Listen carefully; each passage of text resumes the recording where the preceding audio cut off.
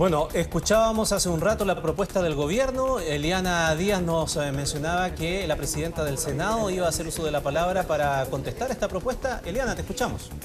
Sí, de hecho viene llegando la presidenta del Senado a esta hora al podio aquí en el hall para que nos comente sus reacciones. Senadora, estamos en vivo para T13, preguntarle qué le parece esta propuesta, este anuncio que hace el presidente Sebastián Piñera luego de estos mínimos comunes que estaban tratando de concordar entre oposición y oficialismo. Bueno, como les comenté esta tarde, me comuniqué con el presidente de la República para manifestarle la necesidad que su gobierno no siga cometiendo errores que dañen al país. Aún no conocemos los proyectos de ley y hasta que los conozcamos, será ahí ese momento en el que nos vamos a poder referir a los anuncios.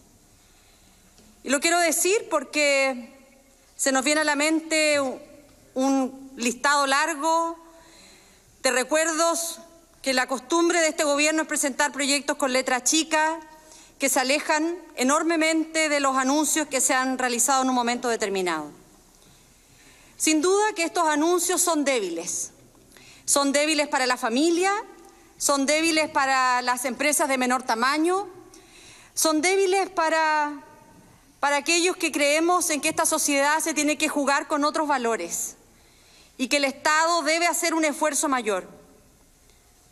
El presidente no dijo una sola línea respecto de las medidas sanitarias. No dijo nada respecto de cómo se van a financiar estas medidas.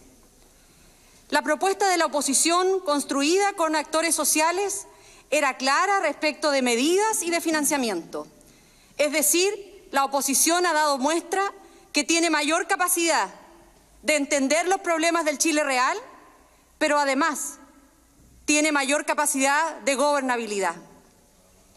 La única novedad de este anuncio es que el IFE, el ingreso familiar de emergencia, llega a la línea de la pobreza efectiva. Recordemos que el presidente demoró estos anuncios porque tenía que esperar a su coalición, a Chile Vamos, cuya propuesta estaba muy por debajo de lo que incluso hoy día el gobierno anunció. Sus partidos habían propuesto una línea más baja de la que hoy día anunció el gobierno. En nuestra opinión, la línea de sobrevivencia, que es la línea de la pobreza, no resuelve el problema de las familias, de manera que éstas puedan cuidarse, quedarse en sus casas. Por eso que nosotros avanzamos a la línea de la pobreza más un 30% más en el criterio de suficiencia para abordar aspectos que nos parecen centrales en la dignidad de las personas. Como lo dije hace algún tiempo, este gobierno no entiende el país que le ha tocado gobernar. Cuando todos nosotros hemos sido testigos del aumento en las cifras de contagios en los últimos 6 días, el gobierno dice que este ingreso familiar de emergencia será por los meses de junio, julio y agosto. Claramente insuficientes. El presidente hace su anuncio de que este ingreso familiar será universal, pero a continuación dice que no lo será y que va a excluir a un porcentaje de las familias del registro social de hogares. Dice que el ingreso familiar de emergencia va a ser simplificado, va a ser rápido, pero luego habla de la postulación.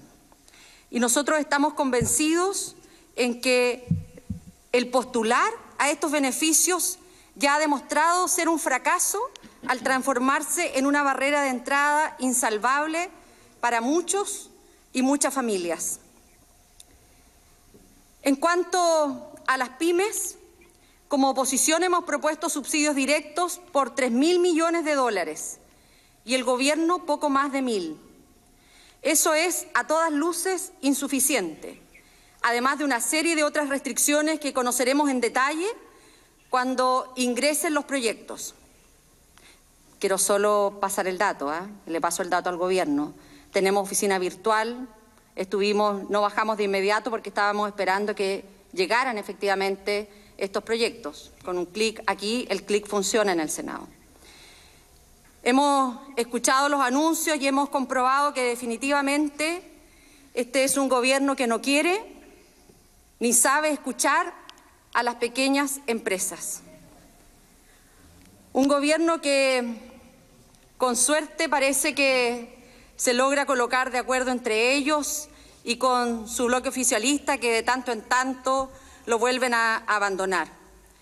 Este anuncio demuestra que, lamentablemente, el valor del diálogo para este gobierno tiene poco espacio.